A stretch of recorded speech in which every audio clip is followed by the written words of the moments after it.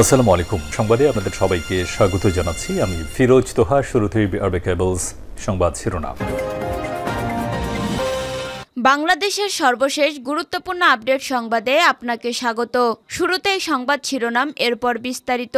শুরুতেই জানিয়ে দিব, স্বৈরাচার পুনর্বাসিত হলে দেশ হবে জল্লাদের উল্লাসভূমি, বললেন রুহুল কবির রিজভী। পতিত স্বৈরাচার আবার পুনর্বাসিত হলে বাংলাদেশ হবে জল্লাদের উল্লাসভূমি বলে মন্তব্য করেছেন বিএনপির জ্যেষ্ঠ মহাসচিব রুহুল কবির রিজভী। সোমবার 7 অক্টোবর রাজধানীর এলিফ্যান্ট রোড এলাকায় ডেঙ্গু প্রতিরোধ গণসচেতনতামূলক লিফলেট বিতরণকালে সাংবাদিকদের কাছে এই মন্তব্য করেন তিনি। এরপর জানিয়ে দিব, বিশ্বের সবচেয়ে প্রভাবশালী মুসলিমের তালিকায় ডক্টর ইউনূস। বিশ্বের সবচেয়ে প্রভাবশালী 500 মুসলিম ব্যক্তিত্বের তালিকায় জায়গা করে নিলেন বাংলাদেশের অন্তর্বর্তী সরকারের প্রধান উপদেষ্টা ডক্টর মোহাম্মদ ইউনূস। তিনি এই তালিকায় শীর্ষ 50 ব্যক্তিত্বের মধ্যে রয়েছেন। এদিকে এবার সেই নির্বাহী ম্যাজিস্ট্রেট বরখাস্ত। লালমনিরহাট জেলা প্রশাসনের নির্বাহী ম্যাজিস্ট্রেট তাপসী তাবাসসুম উর্মিকে সাময়িক বরখাস্ত করা হয়েছে। তার বিরুদ্ধে চাকরি বিধি অনুযায়ী প্রশাসনিক ব্যবস্থা নেয়ার প্রক্রিয়াও শুরু হয়েছে। সোমবার 7 অক্টোবর জনপ্রশাসন মন্ত্রণালয়ের জনসংযোগ কর্মকর্তার পক্ষ থেকে এই তথ্য জানানো হয়েছে।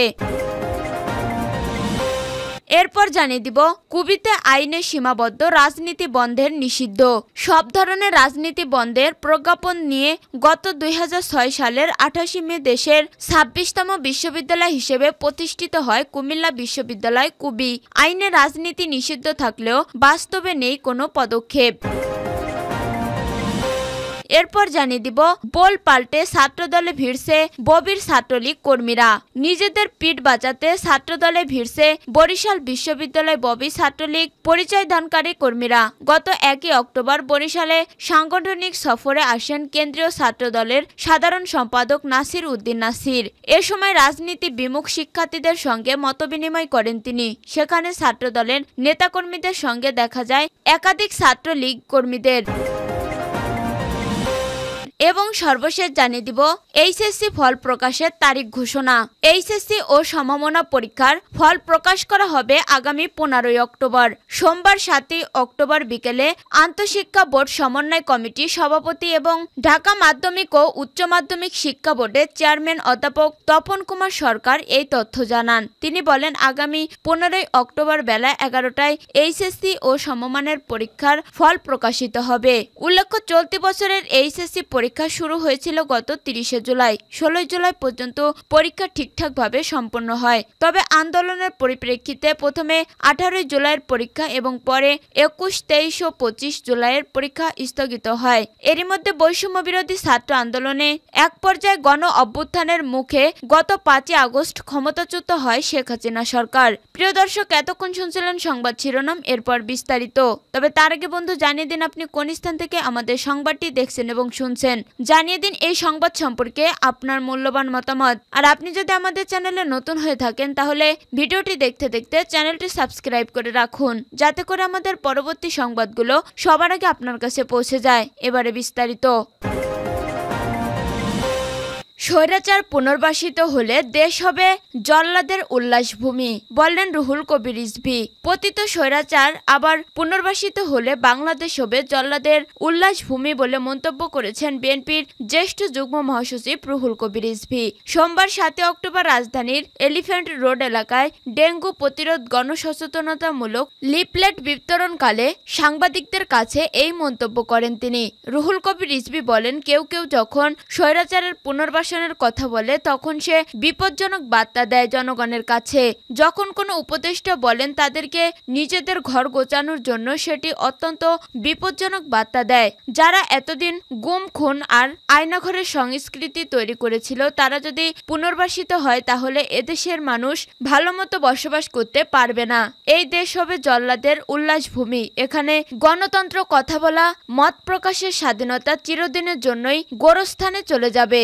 স্বৈরাচার স্বৈরাচারের ব্যাপারে সকলকে সজাগ থাকার আহ্বান জানিয়ে রিজভী বলেন, এখনো যারা গণতন্ত্রের সুফল ভোগ করছেন, আন্দোলন এবং বিপ্লব জুলাই আগস্টে যে অ্যাডভাইজার হচ্ছে, বিভিন্ন পদে যাচ্ছেন, তারাই যখন এই ধরনের বার্তা দেন তখন এটা সাংঘাতিক ধরনের মরণঘাতী বার্তা। তিনি বলেন, এটা হতে পারে না। আজকে যারা বিভিন্ন জায়গায় সেই স্বৈরাচার গুম খুন আয়নাঘরের সংস্কৃতি চালু করেছিল, তারা গণতন্ত্রকামী মানুষকে ধরে নিয়ে গিয়ে সেখানে বছরের পর বছর আটকে রেখেছিল, তাদেরকে হাত পা পঙ্গু করে দিয়েছে, যাদের জীবন কেড়ে নিয়েছে সেই সমস্ত পুলিশ কর্মকর্তাদের পোস্টিং দেয়া হচ্ছে, কাউকে গুলশানে, কাউকে গুলিস্তানে, কাউকে মিরপুরে, কাউকে আজিমপুরে। সেই সমস্ত ঘাপটি মারা পুলিশ কর্মকর্তাদেরকে সেখানে রাখা হয়েছে।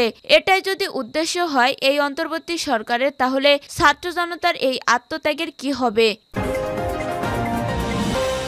বিশ্বের সবচেয়ে প্রভাবশালী মুসলিমের তালিকায় ডক্টর ইউনূস। বিশ্বের সবচেয়ে প্রভাবশালী ৫০০ মুসলিম ব্যক্তির তালিকায় জায়গা করে নিলেন বাংলাদেশের অন্তর্বর্তী সরকারের প্রধান উপদেষ্টা ডক্টর মোহাম্মদ ইউনূস। তিনি এই তালিকায় শীর্ষ ৫০ ব্যক্তিত্বের মধ্যে রয়েছেন। জর্ডানের রাজধানী আম্মান ভিত্তিক প্রতিষ্ঠান the Real Islamic strategic studies centre RISH ১৬তম বারের মতো বিশ্বের সবচেয়ে প্রভাবশালী মুসলমান ব্যক্তিদের এই তালিকা প্রকাশ করেছে। ২০০৯ সাল থেকে প্রতি বছর এই তালিকা প্রকাশ করে আসছে প্রতিষ্ঠানটি। এই তালিকা প্রকাশের প্রধান লক্ষ্য হল বিশ্বব্যাপী ২১০ কোটি বেশি মুসলমানের মধ্যে যারা উল্লেখযোগ্য অবদান রাখেন তাদের বাছাই করে নিয়ে আসা হয়। এটি একটি সংকলিত তালিকা যা বিশ্বের সবচেয়ে প্রভাবশালী ৫০০ মুসলিম ব্যক্তিত্বকে তুলে ধরে। আম্মানের royal Islamic strategic studies centre এটি সংকলিত রয়েছে। এতে সহায়তা করেছে যুক্তরাষ্ট্রের জর্জটাউন বিশ্ববিদ্যালয়ের Prince Al Waleed bin Talal সেন্টারের ফর মুসলিম টিচিং অ্যান্ডারস্ট্যান্ডিং। ৫টি প্রধান বিভাগে তাদের শ্রেণীবদ্ধ করা হয়েছে। এই বিভাগগুলো হলো ধর্মীয়, রাজনৈতিক, বিজ্ঞান, প্রযুক্তি, কলা ও সংস্কৃতি, খেলা ও বিনোদন। এর মধ্যে ৩টি প্রধান বিভাগ হচ্ছে সামাজিক, ধর্মীয় ও বৈশ্বিক। এসব মুসলিম ব্যক্তির প্রভাব সামাজিক বা সাংস্কৃতিক ক্ষেত্রে প্রতিফলিত হতে পারে। তারা অর্থনৈতিক অগ্রগতিকে অবদান কিংবা ধর্মীয় শাসন ও রাজনৈতিক নেতৃত্বের গুরুত্বপূর্ণ ভূমিকা রাখতে পারেন। এবার সেই নির্বাহী ম্যাজিস্ট্রেট বরখাস্ত। লালমনিরহাট জেলা প্রশাসনের নির্বাহী ম্যাজিস্ট্রেট তাপসী তাবাসসুম উর্মিকে সাময়িক বরখাস্ত করা হয়েছে। তার বিরুদ্ধে চাকরি বিধি অনুযায়ী প্রশাসনিক ব্যবস্থা নেয়ার প্রক্রিয়াও শুরু হয়েছে। সোমবার ৭ অক্টোবর জনপ্রশাসন মন্ত্রণালয়ের জনসংযোগ কর্মকর্তার পক্ষ থেকে এই তথ্য জানানো হয়েছে। এর আগে তাকে বিশেষ ভারপ্রাপ্ত কর্মকর্তা OSD করে মন্ত্রণালয় থেকে প্রজ্ঞাপন জারি করা হয়েছিল।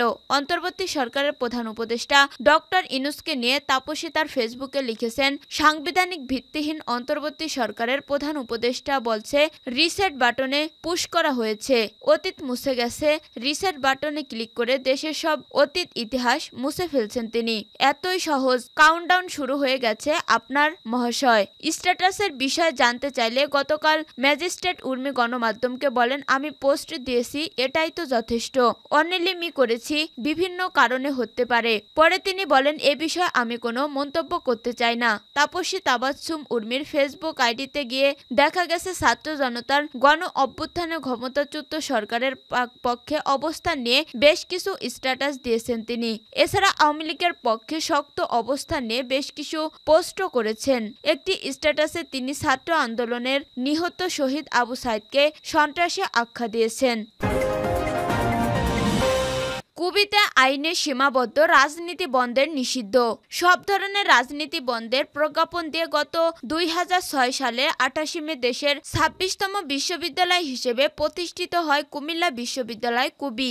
আইনে রাজনীতি নিষিদ্ধ থাকলেও বাস্তবে নেই কোনো পদক্ষেপ। বিশ্ববিদ্যালয়ের আইন ২০০৬-এর ৪৩-এর ঘ অনুযায়ী বিশ্ববিদ্যালয়ের শিক্ষক, কর্মকর্তা, কর্মচারী কোনো রাজনৈতিক দলের সদস্য হতে পারবে না। সে অনুযায়ী গত ২০০৭ সালে কুবির প্রথম সিন্ডিকেট সভাতেই শিক্ষার সুষ্ঠু পরিবেশ বজায় রাখতে ক্যাম্পাসকে রাজনৈতিক দল ও লেজুর ভিত্তিক ছাত্র রাজনীতি মুক্ত করার সিদ্ধান্ত হয়েছিল, কিন্তু ছাত্র শিক্ষক কেউ তার ধার ধারেনি। গত ২০০৮ সালে আওয়ামী লীগ সরকার ক্ষমতায় আসার পরপরই শুরু হয় লেজুর ভিত্তিক রাজনীতি।